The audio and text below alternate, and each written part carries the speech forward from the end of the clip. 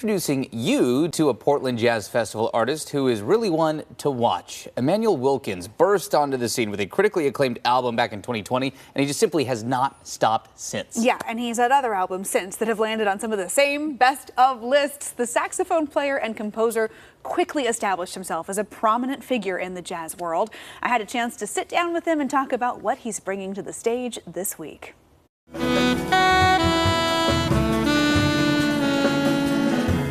My name's Immanuel Wilkins. I'm a saxophonist, composer, and sometimes I make objects. When did you first find saxophone, and what about it really stuck for you? Yeah, I picked up the saxophone in the third grade. And I think I started playing music when I was 3. My parents enrolled me in violin lessons, you know, when I was super young, and then I tried piano. I think the saxophone stuck just because, you know, when I was like in school, I was playing in the band, so I was hanging out with my friends. You know, I think it was as simple as like community-oriented practice made me want to just be better at my instrument, and yeah, I just play with my friends.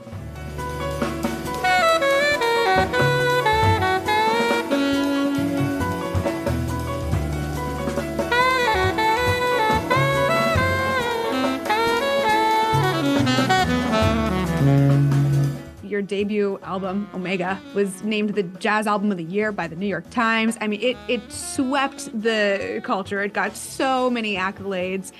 Were you expecting that kind of early on success? You were, what, 22 at the time? Yeah. I was 22. I didn't. No, I didn't. I didn't know what was in store. I had really no expectations when I put out the album, other than like I knew what it did for me.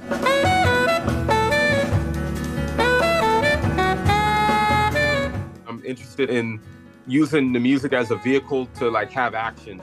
The way I compose and the way I look at like project-based work is more about like how can I facilitate communities of care.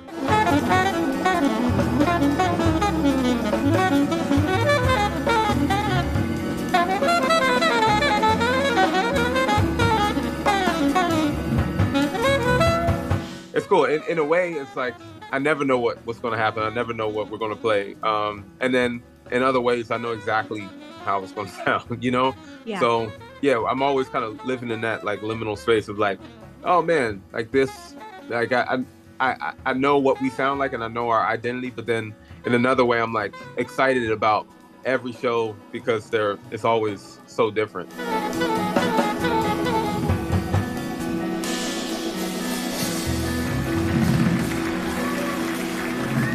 He is such an incredible talent. That's wild. I mean, and to know that some of what he's doing is improvising, some of the stuff that the band has rehearsed, it's going to be a great show. I can't understand. I am so not musically inclined to the point where like improv music, like a jam session, I can't begin to fathom how that begins to work. Well, it was really cool to listen to Immanuel talk about, you know, some of his early on music instruction. And, you know, to his point, he wanted to play saxophone. It stuck because he was getting to play in a band with his friends at school.